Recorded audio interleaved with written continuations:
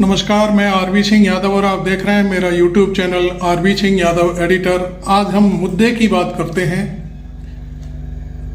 कानून क्या कहता है, किस तरह से देश चलना चाहिए, देश में चुनाव कैसे होने चाहिए, इस तरह की एक कहानी हम आपके सामने ला रहे हैं। और उसमें जो जाने माने वकील हैं सुप्रीम कोर्ट के, महमूद प्राचा, उनकी कुछ बातें हम आपके सामने पेश करेंगे। और पहले तो आप ये सुन लीजिए, उसके बाद में फिर आपको बहुत सारी बातें अपनी तरफ से भी बताने जा रहा हूँ। तो पहले हम प्राचा को सुनते हैं, उसके बाद फिर आपसे बात करेंगे।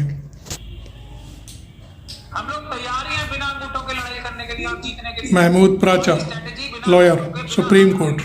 जीतने की होती है, बाकी सबको तो आदत ही नहीं होती ना। उनको तो सब कुछ चाहिए, अंगूठे भी चाहिए, हाथ भी चाहिए, तब भी वो जीतेंगे हारेंगे उन्हें पता नहीं।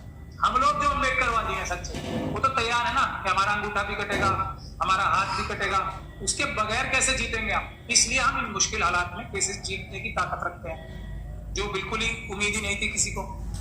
तो अब जब रिजल्ट आने शुरू हो गए, धीरे धीरे करके आने लगे, ये पंजाब एंड हरियाणा हाईकोर्ट का तो बहुत सारे एफर्ट्स का, जिसमें आंदोलन के साथी हमारे सामने बैठे हैं, जो हमें छोड़ के नहीं गए कभी भी। मुट्ठी भर साथी जो बाबा साहब डॉक्टर भीमराव अम्बेडकर के साथ थे ना, जिन्होंने संविधान बनाया, आज बाबा साहब डॉक्टर भीमराव अम्बेडकर के कुछ छोटे छोटे मुट्ठी भर सिपाही मौजूद हैं, वही पूरे मनुवाद को और आरएसएस और बीजेपी को रोके हुए हैं, बाकी सब मिथ्या है। तो जब हम केस जीतने लगे, और ये पहला नहीं था पंजाब हरियाणा हाईकोर्ट, हम लोगों ने उनको घेर के जहां हम चाहते थे वहां ले आए। अब इसका हरियाणा एंड पंजाब हाईकोर्ट का ऑर्डर क्या था और उसके नतीजे क्या हो सकते थे? दो ही हो सकते थे। मैं बाकी सारी डिटेल्स में नहीं जा रहा हूँ। आज मैं बहुत सारी वीडियोस और बहुत सारे लोग, आप सब लोग आप जानते भी हो, खासतौर पे जो हमारे सोशल मीडिया के जो ईमानदार पत्रकार हैं, आज तो मेरा नाम शेयर मार्केट में बहुत ऊपर हो गया, लेकिन ये आप लोगों की बदौलत है। तो ये लड़ाई हम आज जीतने की कगार पे पहुंचे हैं। इसमें मैं सिर्फ और सिर्फ उन सोशल मीडिया के अम्बेडकरवादी जो एक्टिविस्ट हैं, आप लोग किसी भी और जर्नलिस्ट से बड़े जर्नलिस्ट हो, आज तो सारे जर्नलिस्ट मेरा नाम ले लेकर बोल रहे हैं ना, मैं किसी गलत फहमी में नहीं आता। इसका क्रेडिट आप लोगों को जाना चाहिए। आप लोगों ने अपनी डिमोनेटाइज कराया, आप लोगों ने अपना येलो करवाया, आप लोगों के ऊपर धमकियां आई, आप लोगों को डराया गया, लेकिन आपने हम लोगों को कवर करना बंद नहीं किया। इसका क्रेडिट सबसे बड़ा सोशल मीडिया के अम्बेडकरवादी जर्नलिस्ट को जाता है, इस लड़ाई में हमें यहां तक पहुंचाने का। इसमें मुझे कोई शक और शुबे की गुंजाइश नहीं है। अब जब जीत होने लगती है तो सब साथ आ जाते हैं। अभी भी देखिए मैं कितना कड़वा बोल रहा हूं, कोई दिक्कत नहीं है, हमें नहीं चाहिए, हमें हमारे लिए आप ही काफी। हम अगर सच बोल रहे हैं तो सब आएंगे एक दिन। तो मैं अब मुद्दे की बात पे आता हूं। तो हरियाणा के ऑर्डर का नतीजा क्या हुआ और क्यों स्लीपर सेल को पूरी ताकत से इस्तेमाल करना पड़ा आरएसएस और बीजेपी को। हरियाणा के ऑर्डर का मतलब यह हुआ कि 90 की 90 सीटों को एक ऐसे व्यक्ति को देना है, और चुनाव आयोग ने पूरी ताकत एक ऐसे व्यक्ति को देना है जो कि ना हरियाणा का रहने वाला था, एक ऐसे व्यक्ति को देना जिसने हरियाणा में चुनाव ही नहीं लड़ा और ना ही वो वहां का वोटर है। और चुनाव आयोग ने यह तक कहा, अगर आप वो ऑर्डर देखेंगे, कि ये व्यक्ति जो है ये शरारत करेगा, इसके जो इंटेंशन है वो बहुत खराब है, मैलिशियस है, और ये ना वोटर है, ना कैंडिडेट है, ना रहने वाला है। इन सभी बातों को नकार के honourable Punjab and Haryana high court ने कहा नहीं, आपको देना पड़ेगा। और उससे भी बड़ी रिपरकशन क्या थी कि अदालत में केस डालने की जरूरत नहीं है। वे बार बार चुनाव आयोग के राजीव कुमार जी, जिनको मैं देश का सबसे बड़ा वोटों का चोर कहता हूं, तो उनको यह निर्देशित किया गया, उनकी चुनाव आयोग को यह निर्देशित किया गया कि देना पड़ेगा, भले ही आप कुछ भी कह रहे हैं। और वो जो कहते हैं ना कि कोर्ट केस के बाद ही मिलेगा, वरना हमने उसमें रखा था स्ट्रांग रूम में, क्या क्या झूठ बोलते हैं, असत्य बोलते हैं। तो उससे ये हो गया पंजाब हरियाणा हाईकोर्ट से कोई भी नागरिक, पूरे देश का कहीं का भी नागरिक हो, किसी भी चुनाव की, कहां से, पूरी मतलब फर्स्ट लेवल ऑफ चेकिंग से चुनाव के 6 महीने पहले से करीब एक ईवीएम की मशीन की वीडियोग्राफी, सीसीटीवी फुटेज और फॉर्म 17C और दूसरे कागज जो है वो सब देने पड़ेंगे, किसी भी नागरिक को देने पड़ेंगे। हाँ, फर्क ये होगा होगा सिर्फ ये जो कैंडिडेट होगा उसको फ्री में देने पड़ेंगे, वो उस क्षेत्र से चुनाव लड़ेगा, और बाकी सबको फीस लेके देने पड़ेंगे। तो हमने कहा था हम फीस देने को तैयार। जब ये डायरेक्शन हो गई तो इसका मतलब क्या था? दो मतलब थे इस चीज के भी।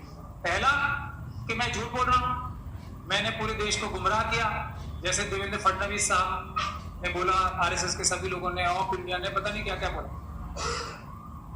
या तो मेरा झूठ साबित हो जाता आंखों से देख के, प्रत्यक्षम बोलते हैं ना, किम प्रमाणम, तो सब मेरा झूठ साबित हो जाता और मोदी जी की सच्चाई साबित हो जाती कि देखिए कि चुनाव जो है पूरी ईमानदारी के साथ हुआ है, सारे कायदे कानून जिसका सुप्रीम कोर्ट में एफिडेविट फाइल किया था और सुप्रीम कोर्ट को बार बार गुमराह किया था, वो राजा साहब गलत बोल रहे हैं और हम सच्चे हैं, ये साबित हो जाता।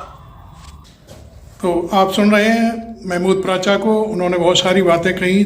सुप्रीम कोर्ट हाई कोर्ट जो चंडीगढ़ का है उसने डायरेक्शन दिए हैं कि हर हालत में आपको कागज़ देने पड़ेंगे जो महमूद प्राचा मांग रहे हैं। अब हम आगे उनकी और एक और वार्ता सुनते हैं, देखिए। बात नहीं है जैसे आज उनके नजर आ रहा है, ये जमीनी हकीकत नहीं है, लेकिन ये बसपा की लीडरशिप के ऊपर हम छोड़ते हैं कि क्या वो अपने स्लीपर सेल्स को छोड़ के अपनी टॉप लीडरशिप की बात सुन के इस लड़ाई में हमारे साथ आते हैं या नहीं आते। उसके बाद बाकी सारी ऑपोजिशन पार्टीज के साथ भी नुकसान हुआ है, हर एक जगह हुआ है, कहीं कम कहीं ज्यादा। तो अब हमारा कहना यह है कि अगर ऑपोजिशन पॉलिटिकल पार्टी सीरियस है तो 90 से ज्यादा पिटीशंस पेंडिंग है, लोकसभा की पिटीशंस अलग अलग विभिन्न हाई कोर्ट्स में। हमारे पास वो पूरा, और मैं जो बात कहता हूँ शुरू में बहुत अजीब सी लगती है लोगों को और लगती है अविश्वसनीय लगती है, लेकिन वो जैसे बाबा साहब की बातें अविश्वसनीय लगती थी, जब उन्होंने करके दिखा दिया, संविधान बना के दिखा दिया, तब सब लोग एकदम मतलब 40,000 वोट का करंट लगा सबको। तो हम तो उनके फॉलोअर्स हैं, तो 400 वोट का करंट तो हम भी लगाने के काबिल हैं। तो अब मेरी बातों से झटका लगता है, तो अब ये जो झटका ना लगे इसलिए मैं बता रहा हूं कि 90 से ज्यादा सीटों पे हम 6 से 8 महीने के अंदर अंदर चुनाव दोबारा करने की कानूनी समझ रखते हैं। उसमें हमें अपोजिशन पॉलिटिकल पार्टीज की मदद चाहिए। उससे ये सरकार जो है 90 सीटों पे अगर दोबारा चुनाव होंगे तो आप समझ सकते हैं, और अब की बार पेपर बैलेट से होंगे तो आप समझ सकते हैं कि किसी भी हालत में किसी भी कीमत पे दोबारा मोदी जी चुनाव नहीं जीतेंगे, पेपर बैलेट से तो वैसे ही। दूसरा, हरियाणा के चुनाव में 16 से ज्यादा सीटों पर, 16-17 से ज्यादा सीटों पे दोबारा 6 से 8 महीने में, ये बहुत महत्वपूर्ण है, 5 साल में नहीं, 6 से 8 महीने में हम दोबारा चुनाव कराने की क्षमता रखते हैं। और अभी महाराष्ट्र के लिए टाइम है। अगर महाराष्ट्र में जो चुनाव हुए हैं और जो बाई इलेक्शंस हुए हैं यूपी में, अगर पॉलिटिकल पार्टीज हमारा साथ देंगी तो 6 से 8 महीने में महाराष्ट्र में कम से कम 150 सीटों पे दोबारा चुनाव हो सकते हैं, और ये यूपी में भी बाई इलेक्शन से दोबारा चुनाव हो सकते हैं। ये हमारे पास फॉर्मूला है, इम्पेकेबल फुल प्रूफ फॉर्मूला है। अब ये देश की जनता जाने कि ये ऑपोजिशन की पॉलिटिकल पार्टीज कितनी सीरियस है बाबा साहब का संविधान बचाने के लिए, या लो हैंगिंग फ्रूट्स, या किसी साजिश के तहत स्लीपर सेल्स की ये अपनी बात को नहीं करवा पा रही है पॉलिटिकल लीडरशिप। क्योंकि मेरे पास जानकारी है हर एक पॉलिटिकल पार्टी में, चाहे वो शरद पवार जी की पार्टी हो, चाहे वो उद्धव ठाकरे जी की पार्टी हो, चाहे वो अखिलेश यादव जी की पार्टी हो, चाहे वो कांग्रेस पार्टी हो या कोई भी पार्टी हो, उसकी टॉप लीडरशिप पूरी तरीके से 100% हमारी बातों से एग्री करती है। ये स्लीपर सेल्स उन पे भारी पड़ रहे हैं, तो अगर भारी पड़ेंगे तो जनता को समझ जाना चाहिए कि लीडरशिप के ऊपर स्लीपर सेल्स भारी पड़ने लगे जिस दिन, तो उस दिन जनता को कुछ और आगे कार्रवाई करनी पड़ेगी। एक बात ये हम कह रहे हैं। दूसरी बात ये कह रहे हैं हम कि अब ये लड़ाई जनता की जो लड़ाई है, अगर ये पॉलिटिकल पार्टीज ने हमारा साथ नहीं दिया तब भी ऐसा नहीं है कि पेपर बैलेट से चुनाव नहीं होंगे। कल मैं मध्य प्रदेश में था, वहां के गोंडवाना के क्षेत्र में था, वहां के आदिवासियों ने, वहां गोंडवाना गणतंत्र पार्टी है, उन्होंने ये पीड़ा उठा लिया। कल 10,000 की रैली थी कि ये लड़ाई अब शेड्यूल ट्राइब, शेड्यूल कास्ट और दूसरे लोग इसको लड़ेंगे, माइनॉरिटीज उनके पीछे खड़ी होंगी, ओबीसी जो लोग भी ईमानदारी से काम करना चाहते हैं माइनॉरिटीज और ओबीसी पे, वो उनके पीछे खड़े होकर इस लड़ाई को लीड करेंगे और जीत तक ये लड़ाई चलेगी। एक आखिरी बात मैं और ये कहना चाहता हूं कि दयाराम बदलिया साहब मेरे बराबर में बैठे। ये बहुत सारे लोग बहुत सारी बातें कर रहे हैं कि बाबा साहब का अपमान हुआ या नहीं हुआ। माफी मांग लो, इस्तीफा दे दो। माफी और इस्तीफे का प्रावधान बाबा साहब डॉक्टर भीमराव अम्बेडकर के संविधान और कानून में नहीं है। माफी हम क्यों मंगवाएं? अगर वो बेगुनाह ही है तो अदालत उनको वो बेगुनाह साबित कर देगी। अगर वो गुनहगार हैं तो उनको 5 साल तक की सजा हो जाएगी। बदलिया साहब ने उनकी कंप्लेंट लगा दी है। ये आंदोलन जितने भी हो रहे हैं, अगर ये सच्चे अम्बेडकरवादी और सच्चे अम्बेडकर जी के प्रति श्रद्धा रखने वाले लोग कर रहे हैं तो बदलिया साहब की पिटीशन में मदद करने के लिए सामने आए। हमारी डिमांड एक ही है, अमित शाह जी बेगुनाह है तो कानूनी प्रक्रिया से उनको बेगुनाह साबित होने दिया जाए, और अगर वो गुनहगार हैं तो एफआईआर दर्ज की जाए उन अधिकारियों के खिलाफ जिन्होंने अभी तक इस कानून का उल्लंघन किया, SC/ST एक्ट का, उनके खिलाफ कार्रवाई की जाए। फिर कोई अदालत अगर सबको बरी करती है तो हमें कोई दिक्कत नहीं, लेकिन कोई शॉर्टकट, ये कोई वो जो मुंबई में बोलते हैं ना, जो गैंगस्टर्स आपस में मारवाली कर लेते हैं, ये तुम ले लो, ये हम ले लो, ये वो कार्रवाई नहीं हो रही है। ये सीधी सीधी बाबा साहब का अपमान है। अम्बेडकर वादियों के लिए एक ही रास्ता है, संवैधानिक। अमित शाह जेल में जाएंगे इसके लिए, उसका रास्ता इख्तियार किया जाए। आंदोलन अगर कोई होना चाहिए तो वो यही होना चाहिए, और कोई आंदोलन हम समझते हैं कि बात को डाइवर्ट करने वाला है कि मैं झूठ बोल रहा हूं, मैंने पूरे देश को गुमराह किया, जैसे देवेंद्र फडणवीस साहब ने बोला, आरएसएस के सभी लोगों ने और दुनिया ने पता नहीं क्या क्या बोला। बल्कि आप लोग देख सकते हैं कि वो पीएम जो है वो उसी के है, मशीन के, जिसका आखिरी शब्द मशीन था। वरना जो प्लेटफॉर्म्स हैं वो भी उसको कम कर देते हैं उस आवाज को, और मॉनिटाइजेशन भी खत्म हो जाती है। तो ये सब सरकार के इशारे पे हो रहा है। कौन सी सरकार? जो मशीन द्वारा चुनी। तो जो लोग अम्बेडकरवाद की बात कर रहे हैं उनको सबसे पहले ये समझना चाहिए, अम्बेडकरवाद को बचाने के लिए, मनुवाद को खत्म करने के लिए सबसे बड़ा जो तरीका है वो है वोट का अधिकार। वो अगर छिन गया तो संविधान में आगे बचाने के लिए कुछ बचेगा नहीं। तो सबसे ज्यादा अहम लड़ाई ही ये है, जो भी इस मुद्दे से भटकाता है, जैसे अम्बेडकरवाद वर्सेस मनुवाद से मुद्दे से इतना भी दाएं बाएं जाता है, वो आप लोगों को भटका रहा है, वो कहीं ना कहीं स्लीपर या वेकिंग सेल है आरएसएस और बीजेपी का, मनुवाद का। तो दोनों चीजें साफ साफ समझ लेनी चाहिए हमें, ये कनेक्टेड है, इंटरकनेक्टेड है। अब इसके लिए बहुत सालों से लड़ाई हो रही थी, बहुत सारे लोग लड़ रहे थे। सिविल सोसाइटी ने हमारी मिशन सेव कॉन्स्टिट्यूशन की और मेरी ड्यूटी लगाई कि अब ये लड़ाई आप लोगों को लड़नी है, स्पीयरहेड आप लोगों को करनी है। यानी कि किसको? मिशन सेव कॉन्स्टिट्यूशन मतलब क्या? अम्बेडकरवादियों। किसी बात की चिढ़ है मनुवादियों की सबसे ज्यादा, और सारे स्लीपर सेल जो वो हो गए ना, जाग गए, वो इसी वजह से हो। तो और हम लोग क्यों जीत रहे हैं? बाकी सब लोगों ने 46 पिटीशन सुप्रीम कोर्ट में लगाई, 46 की 46 हमारी ही क्यों बचती है पिटीशन? आधी जिंदा बची हमारी हर जगह क्यों बचती है? क्योंकि हम लोगों को, उसका भी मैं आज बाबा साहब के एक महत्वपूर्ण कार्य का दिन है, मनुस्मृति दहन का, तो वो भी मैं आपको उसकी वजह बता दूं। हमारी बचती क्यों है? क्योंकि हमें एकलव्य का कॉन्सेप्ट जो है अच्छी तरह से समझ में आ चुका है।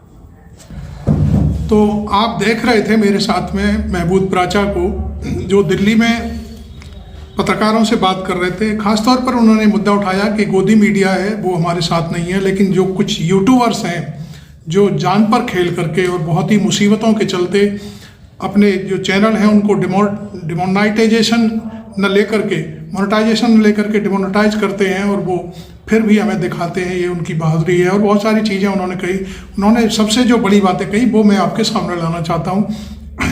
उन्होंने कहा कि 90 सीटें हैं जो इस समय पूरे हिंदुस्तान में जिन पर केस दर्ज हुए हैं विभिन्न हाई कोर्ट्स में, तो यदि वो 90 केस इकट्ठे होकर के हम उन पर सुप्रीम कोर्ट के आदेश से यदि ईवीएम हटा करके और बैलेट पर चुनाव लड़ाने की बात करते हैं, तो निश्चित तौर पर उन्होंने यहाँ तक कह दिया कि मोदी की सरकार चली जाएगी। और उन्होंने ये कहा कि ये सारा काम मैं 6 से 7-8 महीने के भीतर करके दिखा दूंगा। तो ये बहुत बड़ी बात है। उन्होंने 17-18 सीटों की बात हरियाणा में कही है कि वहाँ भी सरकार गिर जाएगी। 150 सीटें उन्होंने महाराष्ट्र में कही है कि महाराष्ट्र में भी यदि लोग अदालत में आ जाएं तो सारा खेल खत्म हो जाएगा। तो ये बहुत सारी चीज़ें हैं जिनके जरिए महमूद बाचा जनता को जगाने आ रहे हैं और उनके साथ तमाम लोग इकट्ठे हो रहे हैं और वो यूट्यूबर्स को ज़्यादातर महत्व देते हैं। उन्होंने कहा कि वो हमारी सारी बातें दिखाते हैं, हमें उनका साथ देना है। तो उनका मैं अभी एक चैनल यूट्यूब पर वो एक उनका प्रोग्राम देख रहा था, उसमें उन्होंने 200 रुपये की डिमांड की है कि मुझे 200 रुपये की मदद चाहिए केवल। उन्होंने अपना उसमें शायद पैसे लेने का जो एक स्कैनर होता है वो भी दिखा रखा था। तो खैर लोगों को लोग मदद भी कर रहे हैं, ऐसा नहीं है कि उनको जो लोग चैनल चला रहे हैं उनकी मदद कैसे की जाए क्या है। तो वो सारी चीज़ें मैंने आपके सामने रखी हैं। आपने देखा महमूद बाचा की वार्ता और वो किस तरह से पेशबंदी कर रहे हैं। उन्होंने बहुत सारी बातें ये भी कही कि तमाम लोगों ने याचिकाएं दाखिल की और वो हमसे पूछा तक नहीं, यदि वो पूछ लेते तो शायद याचिकाएं खारिज नहीं होती। और हड़बड़ी में बहुत सारे काम किए। उन्होंने यहाँ तक कहा कि देखिए स्लीपर सेल लगे हुए हैं हर पार्टी में। उन्होंने कांग्रेस को सबसे ज़्यादा जम करके धोया और यहाँ तक कहा कि जब राहुल गांधी जी के खिलाफ उनके खिलाफ केस हुआ तो वहाँ पर किस तरह से स्लीपर सेल्स ने उनके विरोध में जो वकील खड़े होने चाहिए, कानून बताना चाहिए, वो काम नहीं किया और वो मामला फिर सुप्रीम कोर्ट में जा कर के ठहरा, जबकि कानूनी प्रक्रिया ये थी कि वो केस वहीं ख़त्म हो जाता। बहुत सारी चीज़ें उन्होंने बताई। उन्होंने कहा कि मैंने बहुत सारा अध्ययन किया है चुनाव से संबंधित और वो सारी चीज़ें मैं अपने जीवन के अंतिम वर्षों तक ये लड़ाई लड़ता रहूँगा। ये बहुत बड़ी बात कह दी उन्होंने। तो आपको ये वीडियो यदि पसंद आया हो तो लाइक करिए और इसको शेयर भी करिए अपने यारों दोस्तों को दिखाने के लिए। और चैनल अभी तक सब्सक्राइब नहीं किया है तो चैनल को ज़रूर सब्सक्राइब कर लीजिए, जिससे हमें भी अच्छा लगेगा और आपको भी अच्छा लगेगा। लेकिन वीडियो को लाइक करना मत भूलिए और शेयर करिए, जिससे पूरे देश में ये बात महमूद बाचा की और मेरी ये जो पत्रकारिता का जो मैं आपको अपना दिखा रहा हूँ ये सारी चीज़ पहुँच जाए। Thank you very much. मैं आरवी सिंह यादव।